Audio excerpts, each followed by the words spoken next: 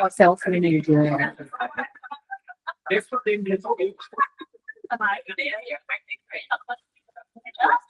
Tapi layar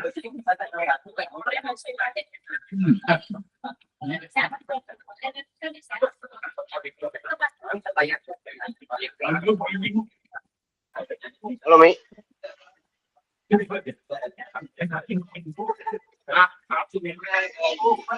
Halo Mi. Dari UI ini, Bang. Betul ya.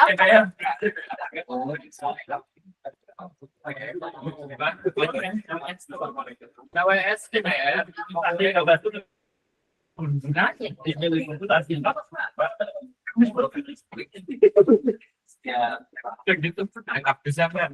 Nggak ada, ya udah.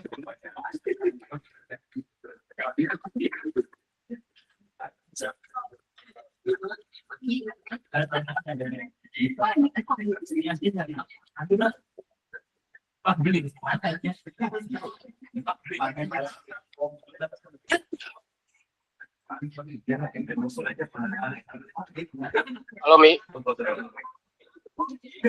Siapa? Dia ada. Mi.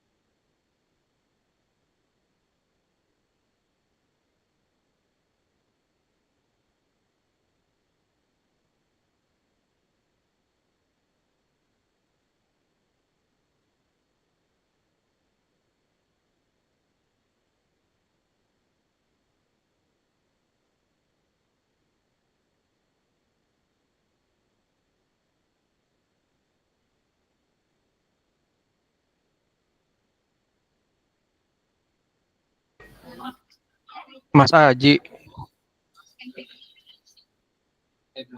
Halo Mas. Yuk soalnya. Mas Syarul confirm dia 3.30 pas baru join Mas.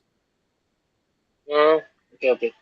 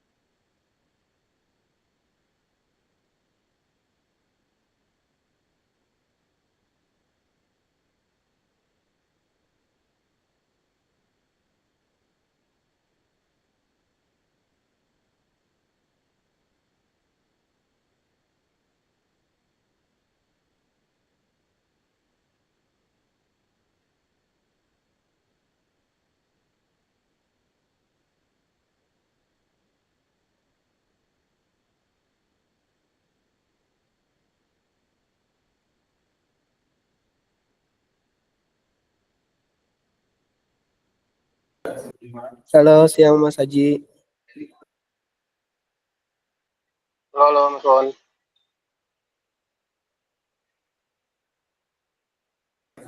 Si Mas Syahrulnya kayaknya masih diskusi sama Mas Hilman. Mas tunggu sebentar ya Mas. Aman, Mas. Ah iya, Mas. Kalian aku nyambung yang Brimo. Yang Brimo jadinya uji coba udah dikirim, Mas. Yang Brimo yang uji coba. Oh, sorry Mas, kemarin tuh masih ada penolakan. Nodinnya aku naikin hari ini Mas. Tapi aku udah paralel udah berinfo ke compliance ya Mas. Oh, oke. Penolakannya dari siapa? Dari komplain? Enggak, dari Nodinnya kita. Dari Hilman. Oh, Ada fitur yang harusnya nggak masuk tapi malah dimasukin sama timnya Mas Hilman. oh, isi. Tapi paralel aku Oh iya, Mas, sama ini. Oh, sama yang GCP. Itu kan SPK-nya PLO ya. SPK yang di bawahnya ada ketentuan umum. Seingatku Mas, harusnya itu di PLO, kalau pengadaan yang di atas 1M, yang lelang, itu tuh selain ada SPK, ada PKS juga tuh Mas yang dari PLO. Cuman memang PKS-nya lebih PKS general sih. Coba aku minta lewat Tara berarti ya Mas ya? Ke PLO kali ya, yang beri IT. Soalnya itu SPK juga belum ditandatangani tuh Mas sama beri IT-nya. I see. Oke Mas, aku coba ya Mas. Soalnya kalau itu ya nggak apa-apa sih, cuman maksudku ada kemungkinan pasti akan jadi notes-nya BI tuh yang di GCP. Oke, siap Mas. Kalau enggak minta kontak PIC-nya beri IT coba Mas, biar nanti coba kita koordinasiin sama langsung aja sama beri IT-nya. Untuk penambahannya ya Mas. Kayaknya bukan penambahannya, maksudnya lebih ke administratifnya aja. Kalau dimintain detailnya gitu loh. I see. Aku coba ya Mas. Aku takut di load-nya akunya sih Mas yang nggak ke cover. Di level apa? Di load di akunya gitu Mas Haji. Untuk nge-reach ke sananya langsung gitu. Karena pasti nggak apa-apa, kalau ada kontaknya nanti aku yang kontakin aja Mas. Nanti aku coba mintakan dulu kali ya Mas Haji ya, karena ini sih kayak nyari yang di INF-nya tanggung jawabnya di siapa, kemudian INF-nya tektokan dengan BIT-nya dengan siapa gitu sih. Nanti aku coba dulu deh Mas Haji. Dulu tuh ada ex-BRI orang beri IT, cuman udah cabut kayaknya deh. Si Novel. Ini berarti maksudnya kalaupun misalkan nggak ada, kita mau bikin yang baru gitu ya Mas Haji ya? Bikin PKS Ya itu baru gitu. ini sih, itu kayak ya terakhir lah, langkah terakhir kita coba ngakalin pakai gitu, cuman coba kita cari dulu lah. Oke Mas. Aku coba sounding juga ke PI. Kan di audit independen sudah dibutuhkan dokumen itu juga Mas. Aku coba sounding ke INF-nya yang jadi PIC audit independen juga kali ya.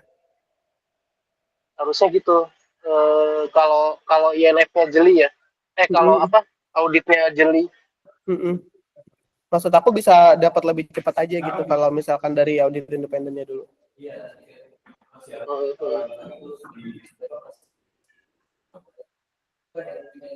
Sebenarnya kalau yang OJK udah aman sih Mas, tinggal dokumen-dokumen pengembangan tuh UAT dilengkapi, SIT, stress test. Yang BI ini yang agak apa ya?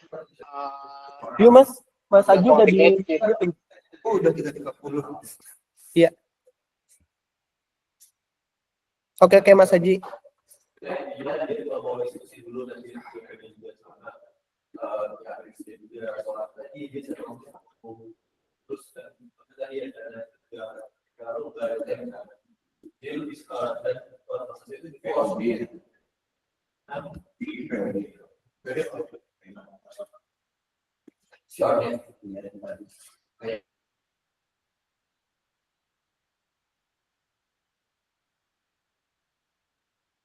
Halo Mas.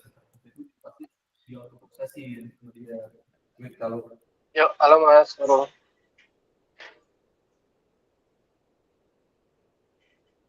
Kita mulai aja ya. Ada yang ditunggu nggak Mas? Paling mungkin mulai dulu aja sambil saya coba ajak yang lain join kalau ada peluang. Oke, kita mulai dulu aja ya. Ini kan kita fokus untuk bahas ini aja ya buat yang besok ya terkait dengan pertama penambahan risiko likuiditas sama ya nyambung sama anggapannya ini termasuk proses bisnis baru atau enggak. Nah, aku boleh diupdate dulu nggak Mas tadi yang di grup itu maksudnya gimana? Ada perubahan di sisi pengendapan dana? Nah, betul Mas. Mungkin Rizky, Pak Rano izin. boleh sambil di share screen nggak? Siapa? Ilmi kasih diskon kabar aja. FRA 04-nya Mi, yang update Mi. Di share screen Mi.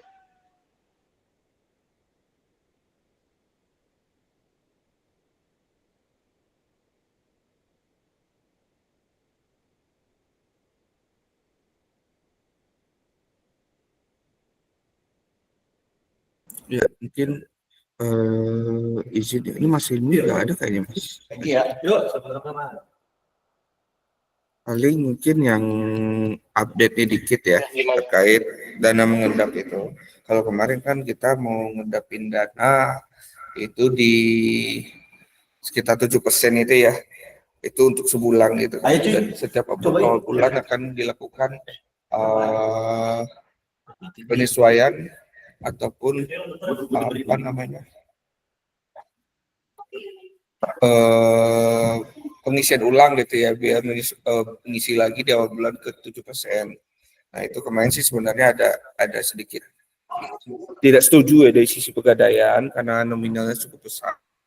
Jadi untuk pengendapan dana itu sekarang itu akan dilakukan yang kita deal dengan pegadaian adalah dilakukan pengisian dana di pagi hari. Nah nanti di sore hari akan ditarik kembali gitu sih Mas Haji penempatan dananya. Oke, nominalnya berapa Mas penempatan dananya? Nah, nominalnya kemarin sih kita ngobrol-ngobrol masih di 7% itu ya. Cuman pegadaian juga masih nge-review nih apa namanya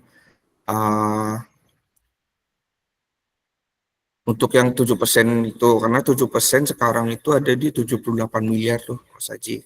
Jadi mereka lagi confirm. Karena kalau kita melihat dari transaksi ya, transaksi Brimo 7% itu untuk 2 bulan pengajuan lah kurang lebih. Jadi kalau seandainya dia pengisiannya setiap hari kan 7% takut kegedean. Cuman itu lagi dikonfirm lagi sih, lagi divalidasi Mas. Pengisian dananya. Oke, 7% itu kan dari dana 7% dari portofolio tabungan emasnya kan? Betul, betul. Jadi bisa dipakai itu dulu aja sih Mas, 7% dari portofolio tabungan emas menggunakan harga jual. Oke, berarti sekitar di 78 miliaran. Ya, sekarang di 78 miliar. Padahal untuk transaksi gade hariannya nggak sampai segitu harusnya ya? Iya, estimasi itu masih di awal-awal masih under 1 M per hari. Nanti ada klausul juga kan ya Rul ya? Reviewable juga kan angkanya. Paling ditambahin di PKS itu sih. Di PKS itu ada klausul ini sih Mas Iman, karena ini kan angkanya udah gede banget ya Mas Iman ya, 7% per hari, di pagi hari ditaruh 7%, sisa sore hari ditarik lagi dananya gitu ya. Jadi klausul itu bisa kita tambahkan sih kalau seandainya transaksi hariannya udah lebih dari 7% gitu ya. Walaupun itu udah gede banget kan. Sama klausul tambahan untuk kalau seandainya pegadaian nih lupa melakukan penempatan dana atau malah penempatan dananya masih kurang dari transaksi harian, itu nanti ada risiko, maksudnya ada pertanggungjawaban lah dari pegadaian atas dananya sih. Maksudnya gimana tuh Mas? Jadi kan kalau seandainya kan di PKS nanti bakalan ada penempatan dana ya Mas ya. Nah, jadi kan ini bakalan ada juga klausul pasal tambahan pegadaian tidak melakukan penempatan dana sehingga terjadi kegagalan pendebitan sih Mas. Jadi itu nanti akan menjadi tanggung jawab pegadaian gitu. Dan risiko yang terjadi karena kegagalan pendebitan itu jadi tanggung jawab pegadaian. Resiko apa? Sorry, resiko yang mana? Ya maksudnya kalau seandainya ada terjadi kegagalan pendebitan nih Mas gara-gara penempatan dananya nggak dilakukan atau kurang gitu Mas. Heeh. Nah itu kan saya juga koreksi kalau saya Mas ya, karena kita menggunakan dana talangan itu pasti bakalan ada resiko kegagalan itu bakalan pengaruhi ke kos ya. Nah itu sih Mas. Pengaruhin ke kos itu akan menjadi tanggung jawab Pegadaian. Iya itu nanti bakalan ini karena mereka yang gagal membayar ke kita di H+1 kan. Oke, berarti maksudku ketika terjadi resiko kos tadi yang dimention, artinya BRI berhak klaim gitu maksudnya. Atau Belum gimana? final sih Mas, cuman paling di PKS kita mintanya ada ini sih Mas, kegagalan pendebitan gara-gara saldo itu menjadi tanggung jawab dari bisnisnya Pegadaian gitu Mas. Nah, jadi maksudnya tapi bentuk tanggung jawabnya tuh apa gitu? Apakah kita jadi mengenakan denda ke Pegadaian atau bentuknya apa gitu? Karena kan kalau kalau konteksnya tadi terjadi kegagalan si Pegadaian dalam memenuhi itu sehingga lewat dari H+1 gitu kan, artinya kan ada kerugian di sisi BRI gitu kan, terkait dengan kos tadi. Nah, eh, bentuk pertanggungjawabannya tuh apa selain selain dari Pegadaian segera memenuhi kewajibannya. Nah, bentuk pertanggungjawabannya itu yang dimaksud tadi, apakah ada kita berhak klaim kayak denda gitu ya ke Pegadaian atau bentuk lainnya, Mas? Untuk itu kayaknya kita belum di-insight paling dari Mas Hilman gimana kira-kira Mas? Biar lebih ini ya dengan Pegadaian nih.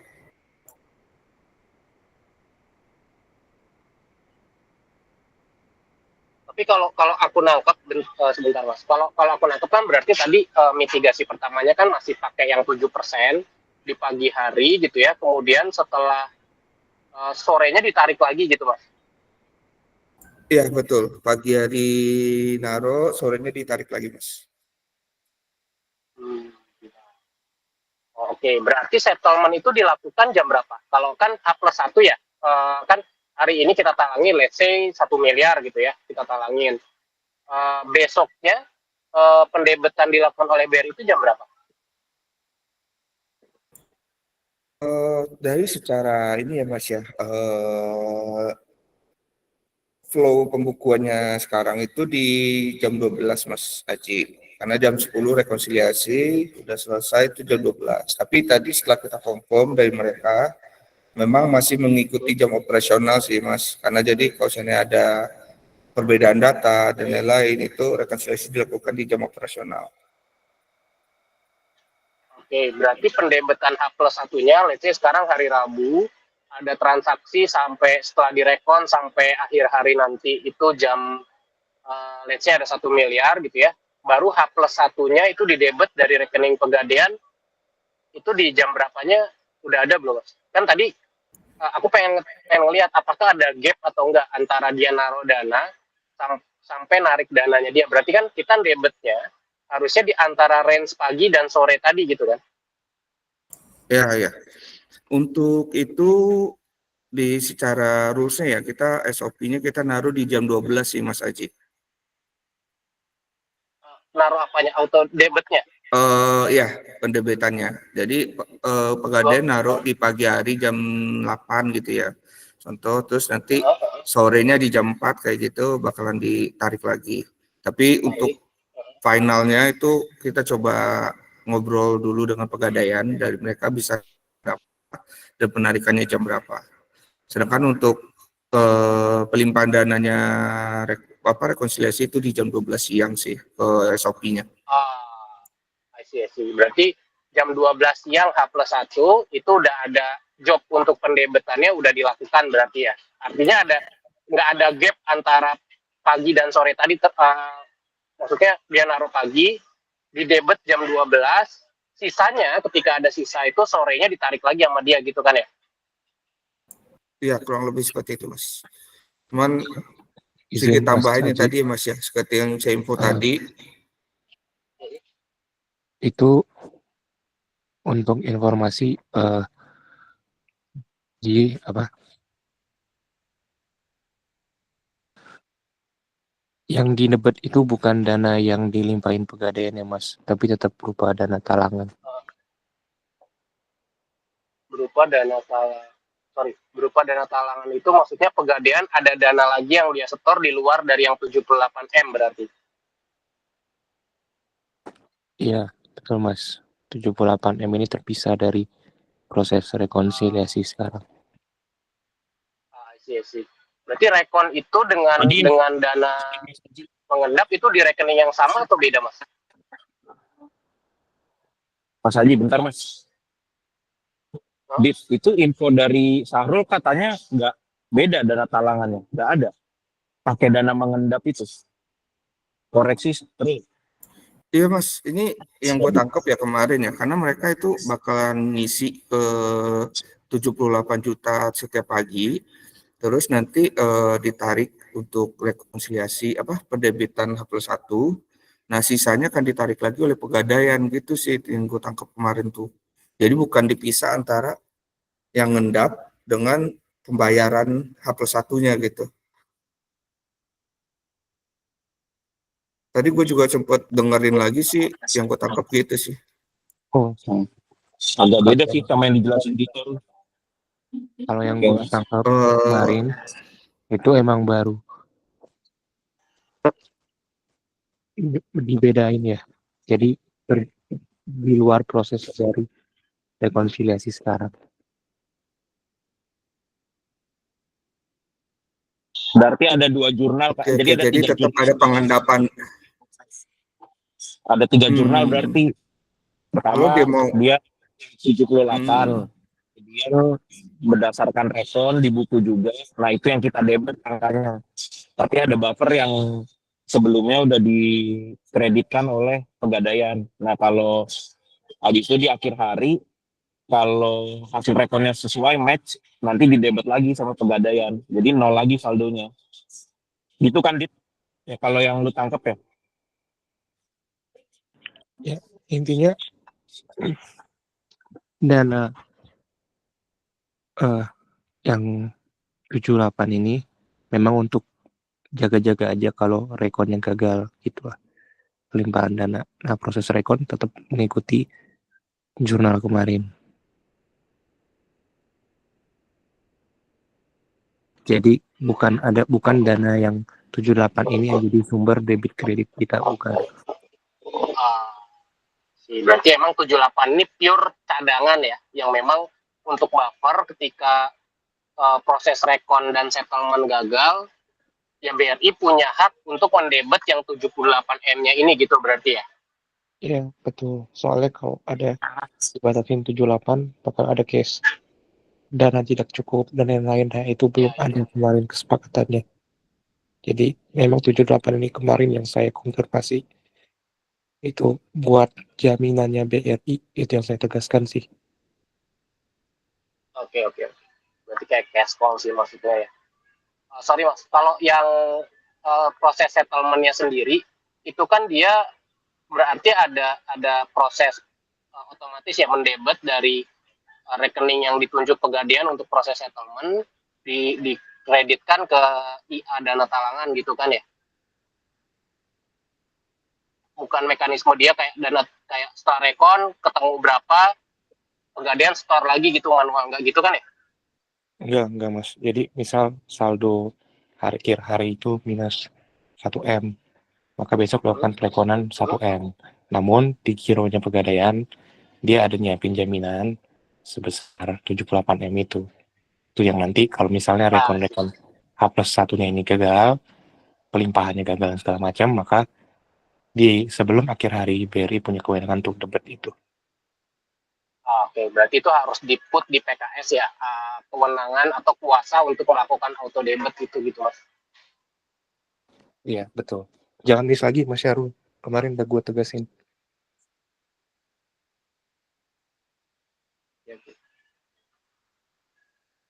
Ya berarti itu benar, nanti minta tolong aja dijagain di PKS Mas klausula untuk kuasa auto debit sih. Artinya pegadaian memberikan kuasa kepada BRI jika terjadi gagal bayar pada akhir hari misalnya, akhir hari itu mungkin di state aja Mas, disepakati di akhir definisi akhir hari itu jam berapa gitu. Misalnya jam 5 atau jam berapa gitu, maka BRI berhak melakukan proses pendebetan dari dana cadangan gitu kan. Sama mungkin minta tolong juga di PKS itu diput juga Mas, 78 miliar itu diparkirnya di rekening yang mana gitu. Karena surat kuasa biasanya, entah itu nanti yang eksekusi STO ataupun cabang, biasanya mereka minta harus ada definisi rekeningnya yang mana gitu. Nah, makanya nanti di PKS itu harus diput sih Mas. Jadi kayak dana cadangan ini ditaruh di rekening yang mana. Nah, nanti di klausula kuasa debit tadi itu mencantumkan di debit dari nomor rekening tersebut gitu. Harusnya rekening yang sama untuk dilakukan pendebetan sih ya, Mas Haji. Nggak apa-apa. Berarti kalau itu udah di define di PKS, berarti udah aman gitu. Artinya dana cadangan akan ditaruh di rekening yang di PKS kan udah di state juga kan nomor rekeningnya berapa gitu kan. Berarti dana cadangan dimasukin ke rekening tersebut. Nanti di klausula kuasa tinggal disebutin. Jadi ketika terjadi kegagalan pengembalian dana atau gagal bayar maupun bahasanya nanti, maka pada akhir hari, nah itu harus di-define tuh akhir harinya jam berapa supaya nggak dispute Mas. Di jam berapa akan dilakukan pendebetan atau kuasa dari pegadaian. Itu aja sih.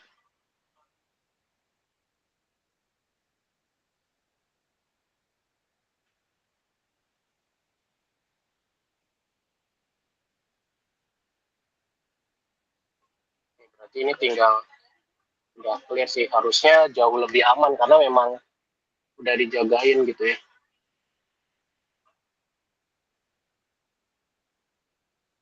Nah, paling kalau ngelihat dari risk assessment-nya, aku nggak tahu definisi ini bisa di take down resiko liquidity ini apakah hanya cukup ketika kualifikasi risk residualnya itu menjadi low gitu. Karena nggak mungkin resiko itu risk residualnya itu sama sekali nggak ada gitu ya.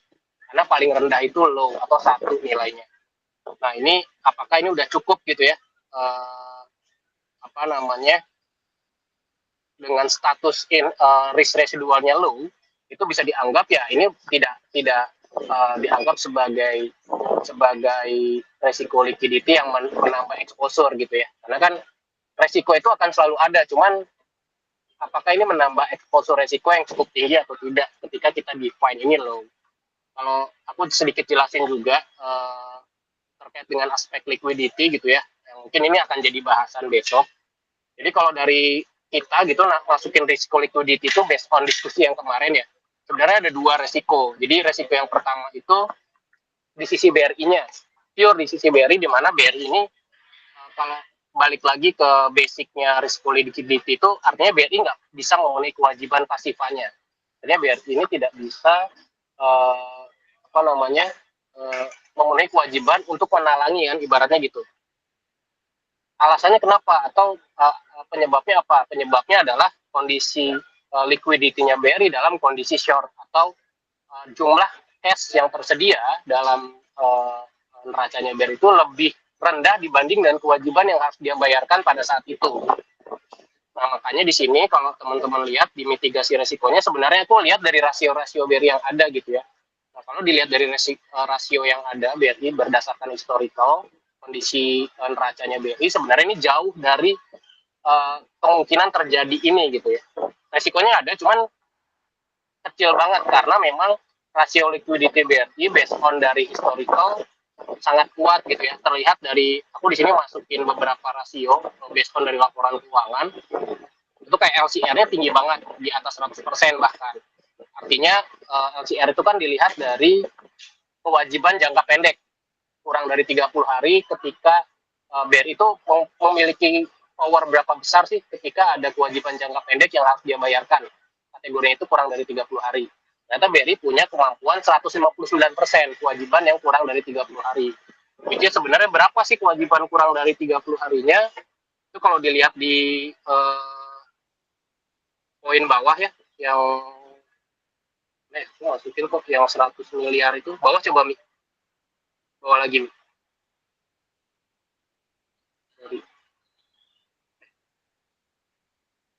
atas nih kelebihan udah masukin harusnya ya.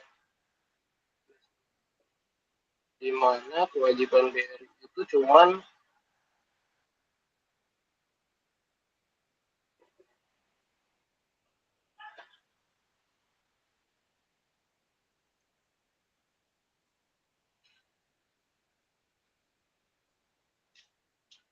nggak deh, udah masukin. Nyari apa mas? Yang 100 miliar mas? Yang 100 miliar tuh di mana ya?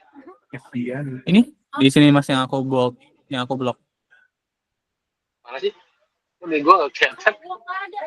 Oh alah di Yang kiri, di kiri. astaga gue zoom. Sorry. Nah ini benar. Jadi rasio BRI itu kan 159. Padahal kalau ngelihat kewajiban BRI gitu ya, kalau dilihat dari in total kewajiban jangka pendeknya BRI itu kalau yang kurang dari 30 hari itu 261 triliun gitu. Artinya BRI itu bisa lebih punya kemampuan dari 261 triliun. Sedangkan proyeksi outstandingnya Gadai ini itu cuman kalau dilihat dari proyeksi yang kita buat itu kan cuman 1,2 T ya di tahun 2026. Nah, artinya per bulan itu cuma butuh 100 miliar. Artinya kalau dilihat dari kemampuan BRI tidak bisa memenuhi kewajiban itu tadi itu jauh banget gitu. Artinya secara rasio kuat. Terus kemudian secara mitigasi operasionalnya juga teman-teman udah jagain dengan tadi adanya pencadangan yang diwajibkan oleh BRI kepada Pegadaian dengan total tadi yang 7% dari portofolio tabungan emas, kurang lebihnya di 76 miliar tadi dengan rasio penyaluran per harinya itu cuman tadi kan kurang dari 1 miliar gitu. Jadi artinya itu kuat banget, tiap hari harus ngejagain 76 miliar itu satu komitmen yang luar biasa gitu dari Pegadaian untuk memastikan nggak ada terjadinya kegagalan bayar. Nah tapi tinggal nanti besok ini lihat dari teman-teman ORD nih, apakah ketika dengan mitigasi ini kita anggap itu low, itu udah cukup bagi mereka untuk men-take out, bukan men-take out ya, artinya definisi menambah eksposur resiko yang tinggi itu bisa dikesampingkan gitu. Karena memang secara mitigasi udah sangat kuat untuk risiko liquidity. Itu sih teman-teman mungkin yang besok kita coba bawa gitu ya untuk risiko liquidity. Nah cuman yang harus kita sama-sama challenge bareng itu adalah yang kedua, justru aku ngelihatnya apakah ini termasuk model bisnis baru atau enggak. Nah itu yang nggak bisa, kita tuh argumentasinya terlalu subjektif gitu. Kalau menurut kita mungkin ya ini bukan satu hal yang baru gitu ya, karena model bisnis kita menalangi dulu itu udah berjalan di beberapa produk mungkin ya. Kemarin mungkin sempat mention ada cicil emas gitu kan ya. Terus aku nggak tahu kalau kan ada juga dana talangan Pinang ya. Itu juga sama nggak sih skemanya, ada talangan dulu dari BRI-nya atau pure hanya referral kalau yang Pinang? Yang di BRI Merchant ya mas? Enggak, di Brimo bukannya ada juga ya? Belum Oh, ada nggak Brimo. Nggak ada Brimo. Oh, belum ada ya? Kita tuh yang dari Merchant sih mas kemarin mas. Tapi kan itu full proses Ya kredit. BRI Merchant baru mau kan? Itu ada di Bank Rayanya sendiri sih mas. Perlu aku make sure pembukuannya kah? Oh iya, dia hanya pure.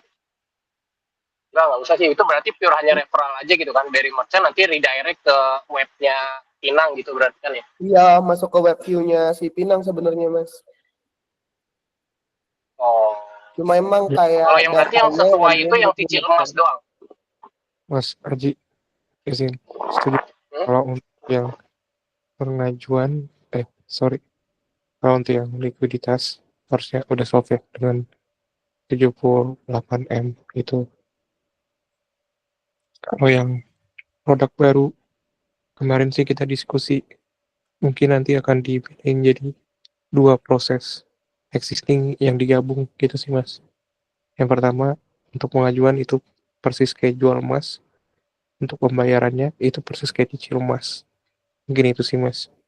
2 itu digabung jadi Gadai emas sih. Harusnya menjawab bagaimana kalau menurut Oke.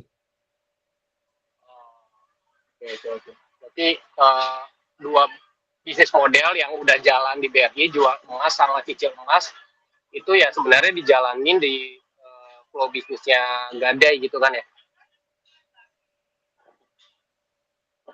kalau dari pandangan kita gitu sih, Mas?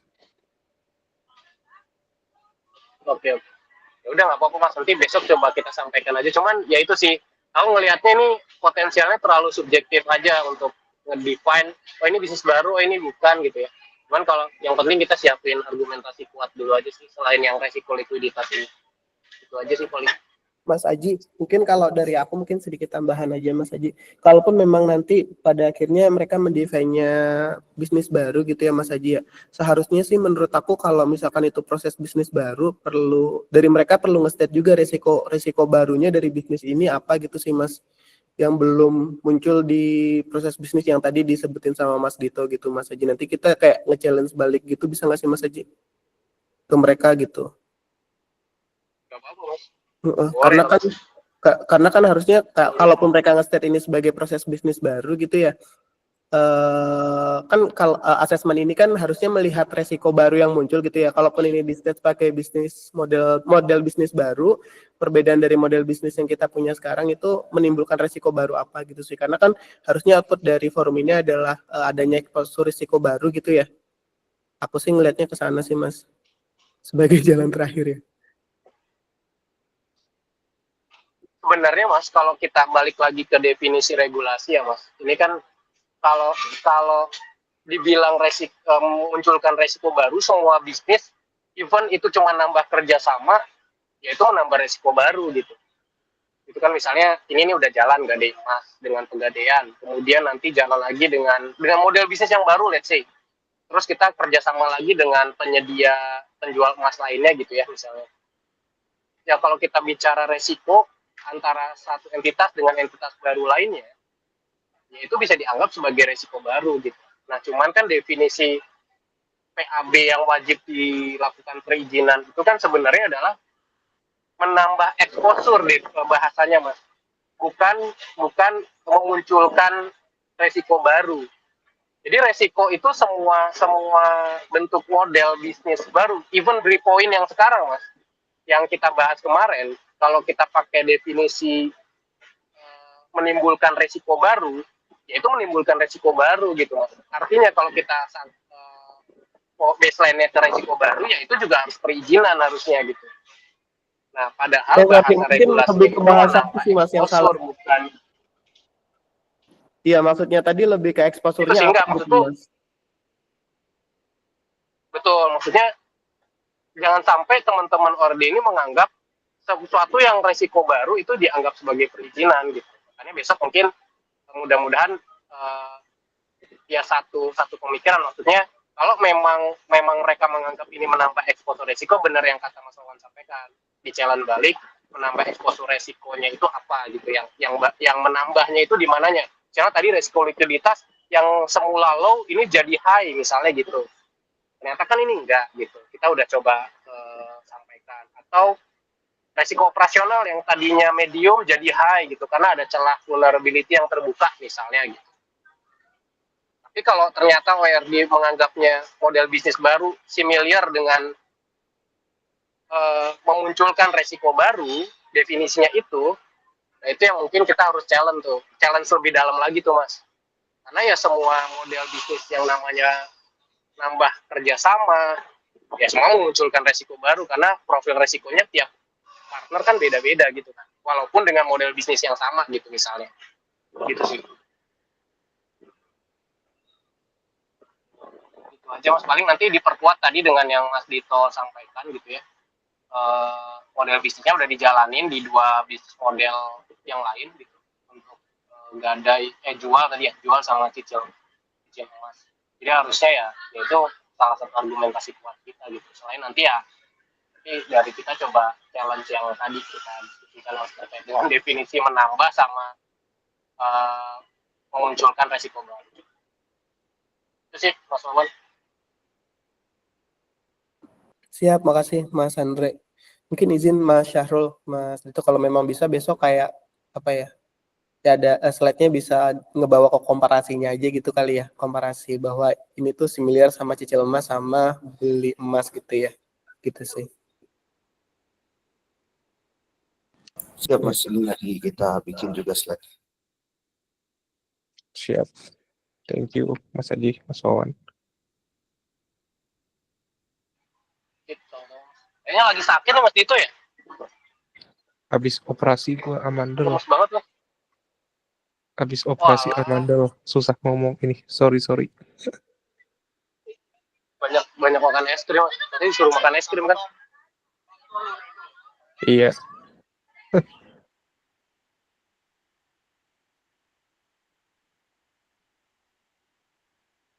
Ya wes dari aku cukup sih Mas Wawan. Dito Mas Iwan.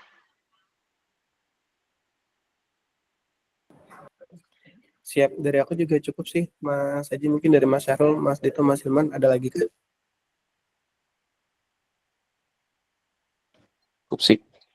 Thank you. Mohon supportnya aja buat besok rekan-rekannya. Semoga bisa ya kita pass lah listnya. Thank you semuanya. Thank you Mas Syahrul semuanya.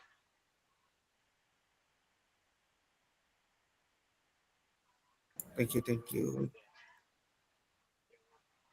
Terima kasih Mas-mas kalian. Sore, Ya, Assalamualaikum. terima kasih Mas. Terima kasih. Selamat sore. Assalamualaikum.